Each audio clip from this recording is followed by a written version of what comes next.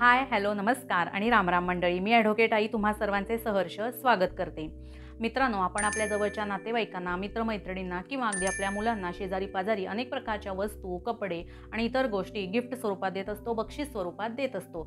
असे बक्षीस देणे खूप सोपे आहे. परंतु समजा तुमच्या माझ्यापैकी एखाद्या व्यक्तीला जर स्वतःची मालमत्ता ही दुसऱ्या व्यक्तीला बक्षीस स्वरूपात द्यायची असेल तर अशा वेळी काय करायचे? तर अशी मालमत्ता बक्षीस म्हणून देताना तुम्हाला योग्य त्या कायदेशीर कारवाईंचे, तरतुदींचे पालन करणे अत्यंत आवश्यक आहे.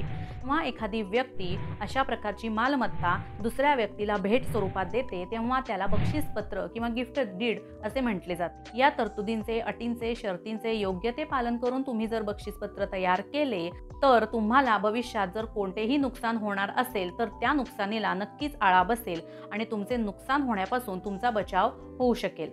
तर आज आपण याच बक्षीसपत्राच्या सर्व तरतुदींविषयी डिटेलमध्ये माहिती घेणार आहोत. त्यामुळे हा व्हिडिओ स्किप न करता पूर्ण बघा अशी माझी तुम्हाला विनंती आहे. सर्वप्रथम बक्षीसपत्र म्हणजे काय?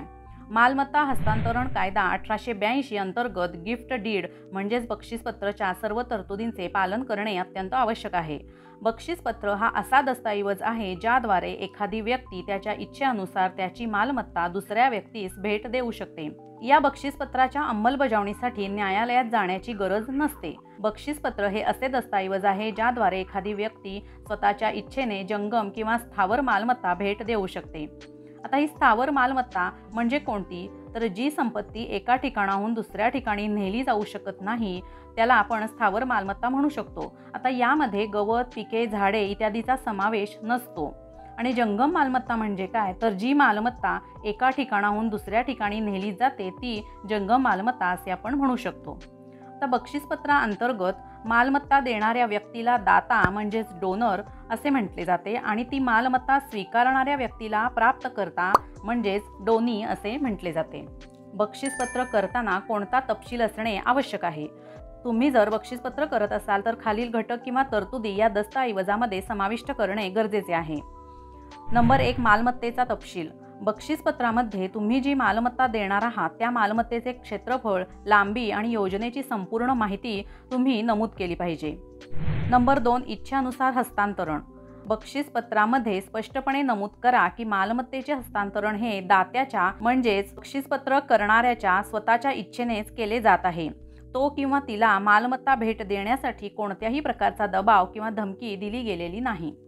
नंबर 3, मोफत हस्तांतरण. बक्षीसपत्राद्वारे दिलेली मालमत्ता किंवा भेटवस्तू ही प्रेमातून दिली जात आहे आणि त्या बदल्यात आर्थिक किंवा इतर कोणत्याही स्वरूपात मोबदला घेतला जाणार नाही हे स्पष्टपणे नमूद करा. नंबर 4, तपशील.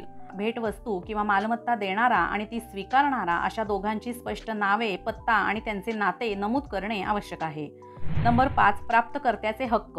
भेटवस्तू किंवा मालमत्ता मिळाल्यानंतर प्राप्तकर्ता म्हणजे ती मालमत्ता जो स्वीकारणार आहे त्याच्या इच्छेनुसार ती मालमत्ता विकू शकतो, भाड्याने देऊ शकतो किंवा मालमत्ता गहाण ठेवू शकतो याचा स्पष्ट उल्लेख या बक्षीसपत्रात करणे गरजेचे आहे. नंबर 6, स्वीकृती. बक्षीसपत्रामध्ये प्राप्तकर्त्याने म्हणजे भेटवस्तू स्वीकारणाऱ्या व्यक्तीने भेटवस्तू दिलेल्या मालमत्तेची स्वीकृती नमूद करणे आवश्यक आहे. नंबर 7, साक्षीदार. बक्षीसपत्र करण्यासाठी 2 साक्षीदारांची उपस्थिती आवश्यक आहे. त्यामुळे या साक्षीदारांचे नाव व पत्ते नमूद करा. त्याचबरोबर या साक्षीदारांची सही आणि ते प्रमाणित केलेले असणे देखील आवश्यक आहे. आणि नंबर 8, रद्दीकरण कलम. बक्षीसपत्रामध्ये ऐच्छिक रद्दीकरण कलम असू नये. बक्षीसपत्र अंमलात आल्यानंतर मालमत्तेची मालकी ही प्राप्तकर्त्याकडे हस्तांतरित करणे गरजेचे आहे. बक्षीसपत्र नोंदणीसाठी आवश्यक कागदपत्रे कोणती? तुम्हाला जर बक्षीसपत्र करायचे असेल तर पुढील कागदपत्रे तुमच्याकडे असणे आवश्यक आहे. नंबर 1, मूळ बक्षीसपत्र किंवा गिफ्ट डीड. नंबर 2, ओळख पुरावा, मग आधार कार्ड, ड्रायव्हिंग लायसन्स असले तरी चालेल. नंबर 3, दाता व प्राप्तकर्ता यांचे पॅन कार्ड. नंबर 4, दाता किंवा देणगीदाराची मालकी सिद्ध करणारे दस्तऐवज, मग ते सेल डीड असेल किंवा टायटल डीड असेल. Number 5, passport size photos. Number 6, साक्षीदारांचे ओळखपत्र आणि नंबर 7, साक्षीदारांचा पत्ता पुरावा किंवा प्रमाणपत्र. एकदा केलेले बक्षीसपत्र रद्द करता येते का? मालमत्ता हस्तांतरण कायदा 1882 अनुसार बक्षीसपत्र हे पूर्णतः किंवा अंशतः रद्द केले जाऊ शकते.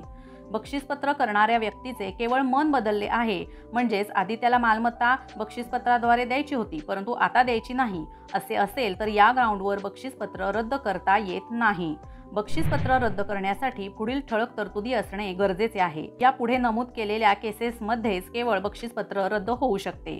नंबर 1, बक्षीसपत्र लिहून देणारा आणि बक्षीसपत्र स्वीकारणारा असे दोघे एकमेकांच्या संमतीने बक्षीसपत्रामध्ये काही अट लिहू शकतात, जसे की ज्या अटीनुसार झालेले बक्षीसपत्र ती अट पूर्ण झाली नाही म्हणून रद्द होऊ शकते।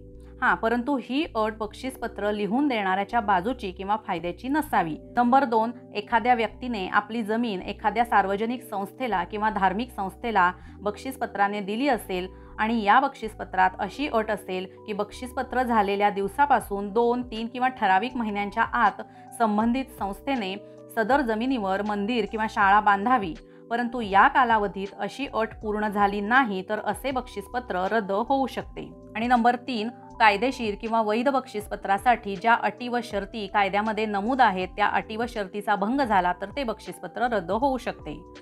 आता बक्षीसपत्र रद्द कसे करावे? बक्षीसपत्र जर रद्द करायचे असेल तर तुम्हाला ज्या दिवशी वरील सांगितल्याप्रमाणे एखादा ग्राउंड भेटेल किंवा निदर्शनास येईल त्या दिवसानंतर 3 वर्षाच्या आत हे बक्षीसपत्र रद्द करून घेण्यासाठी दिवाणी न्यायालयात दावा दाखल केला पाहिजे। या दाव्यामध्ये तुम्ही अशी मागणी केली पाहिजे की बक्षीसपत्रामध्ये नमूद केल्याप्रमाणे अटी व शर्ती पूर्ण न झाल्याने हे बक्षीसपत्र रद्द करून द्यावे। जर बक्षीसपत्र करून देणाऱ्या व्यक्तीचा मृत्यू झाला असेल आणि बक्षीसपत्र करून घेणाऱ्या व्यक्तीने अटी आणि शर्ती पाळल्या नसतील तर बक्षीसपत्र करून देणाऱ्या व्यक्तीचे वारस असे बक्षीसपत्र रद्द करून घेण्यासाठी न्यायालयात दावा दाखल करू शकतात। हा दावा दिवाणी स्वरूपाचा असतो। यामध्ये बक्षीसपत्र रद्द करून घेण्यासाठी दावा दाखल करणारी व्यक्ती वादी असते आणि बक्षीसपत्र करून घेणारी व्यक्ती प्रतिवादी असते। या दाव्याची प्रक्रिया ही इतर दिवाणी दाव्यासारखीच चालवली जाते। मित्रांनो, बक्षीसपत्राविषयीची बेसिक माहिती या व्हिडिओमधून मी आज तुम्हाला दिली आहे। तुम्हाला माझा हा व्हिडिओ आवडला असेल, माहितीपूर्ण वाटला असेल तर माझ्या ॲडव्होकेट आई या चॅनेलला लाईक, शेअर आणि सबस्क्राईब कराच। त्याचबरोबर येणारा व्हिडिओ देखील बघायला विसरू नका, जेणेकरून बक्षीसपत्र याविषयीची संपूर्ण माहिती तुम्हाला मिळेल आणि कोणतीही फसवणूक किंवा भविष्यात तुमचे कोणतेही नुकसान होणार नाही। भेटूया माझ्या पुढच्या व्हिडिओमध्ये। धन्यवाद।